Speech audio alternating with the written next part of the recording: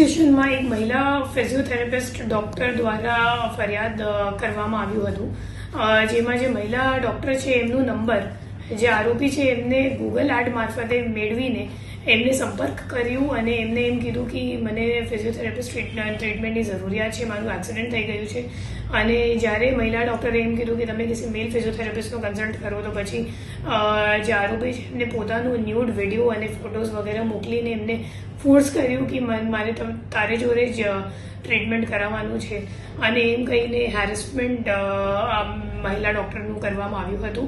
આ બાબતની આખી ટેકનિકલ તપાસ પીઆઈ AM મોરી અને એમની ટીમ દ્વારા કરવામાં આવી છે. અને આ ટેકનિકલ તપાસ દરમિયાન ખબર પડી કે જે આરોપી છે નવી મુંબઈનો રહેવાસી છે, એમની ઉંમર 19 વર્ષની છે અને એકલો રહેતો હતો નવી મુંબઈમાં અને ધોરણ 7 પાસ છે.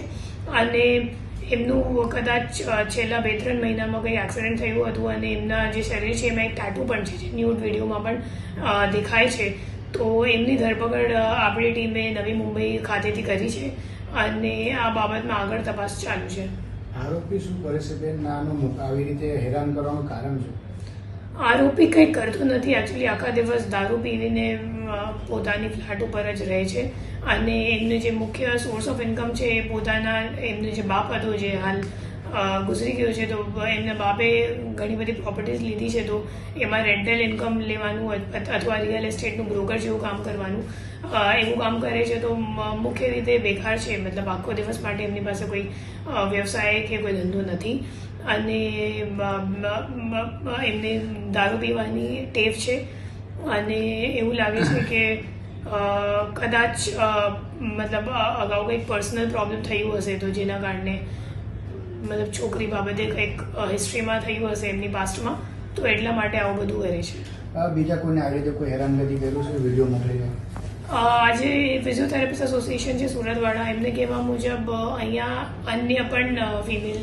અન્ય ફિમેલ ડૉક્ટર્સ પણ છે ફિઝિયોથેરાપિસ્ટ, જેમની સાથે આવું થયું છે અને એ લોકો સામૂહિક રીતે એક ફરિયાદ અહીંયા નોંધાવી છે.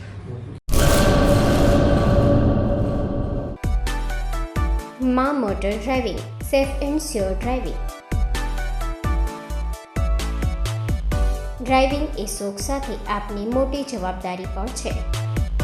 અમારા ઇન્સ્ટ્રક્ટર દ્વારા સચોટ અને સરળ માર્ગદર્શન.